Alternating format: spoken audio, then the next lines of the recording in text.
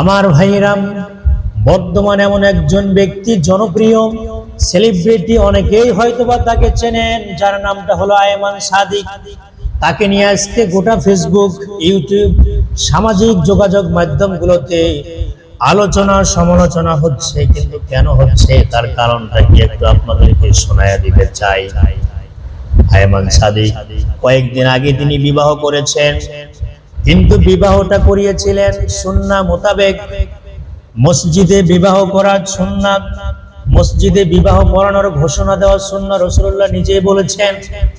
তিনিও তাই করেছেন, সুন্নতি পদ্ধতি অনুযায়ী মসজিদে বিবাহের ঘোষণা দিয়েছেন। আলহামদুলিল্লাহ, এটাতে অনেক সাড়া তিনি পেয়েছেন, বাহবা পেয়েছেন, প্রশংসা পেয়েছেন।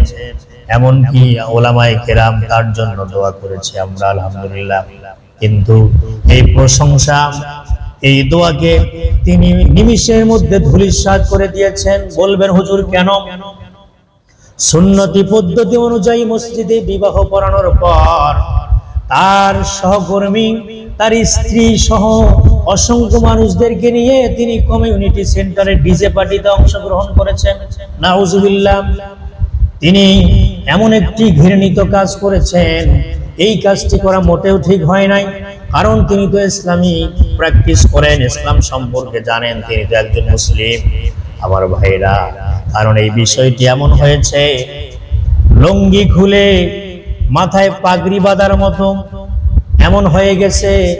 কারণ আমার ভাইরা, শুধু আয়মান সাদিক নয়, সকল যুবকদেরকে বলবো, বিসমিল্লাহ বলে মদ পান করলে সেটা হালাল হবে না। আপনি সুন্নতি পন্থায় বিবাহ করলেন আর স্ত্রীদেরকে নিয়ে জাতির সামনে পেশ করলেন, এটা বিসমিল্লাহ বলে মদ পান করার মতো।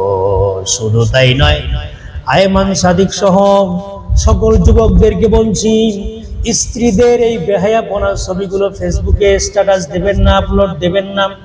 এর কারণে আপনি দায়ুস হয়ে যাবেন। কারণ রাসূলুল্লাহ সাল্লাল্লাহু আলাইহি ওয়াসাল্লাম বলেছেন, আদ-দায়ুসু লা ইয়াদখুলুল জান্নাহ, দায়ুস ব্যক্তি কখনো জান্নাতে প্রবেশ করবে না।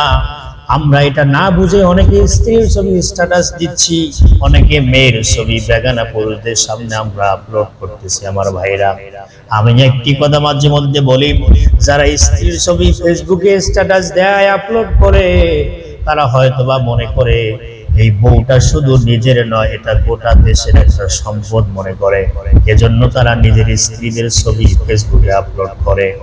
আমার ভাইরা, শুধু এটা শেষ নয়, এমত অবস্থায় যদি আপনি পৃথিবীর থেকে বিদায় নিয়ে যান, হয়তোবা আপনার এই প্রোফাইলে আপনার স্ত্রীর ছবি আপনি পোস্ট করেছেন, আপনার মেয়ের ছবি আপনি পোস্ট করেছেন, কিন্তু আপনি পৃথিবীতে নাই। আপনার স্ত্রীর ছবি দেখে, আপনার মেয়ের ছবি দেখে যত মানুষ আফসোস করবে, আহা করবে, ও শব্দ করবে, নেগেটিভ ধারণা নেবে, আপনার কবরে এই সমস্ত আমলনামাগুলো, এই গুনাহগুলো জমা হতেই থাকবে। আপনি শুধু আফসোস করে বলবেন, কি করলাম, এখন আমি কিভাবে এই ছবিগুলো মুছে দেব, আপনি আফসোস করবেন।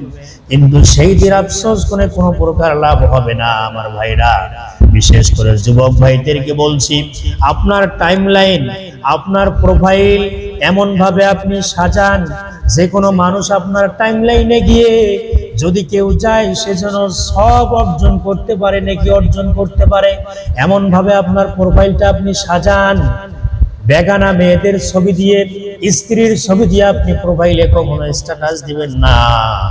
আমার ভাইরা, এজন্য আয়মান সাদিক সহ সকল যুবকদের জন্য দোয়া করছি, আল্লাহ সকলকে সঠিক বুঝ দান করুক। আল্লাহুম্মা আমিন।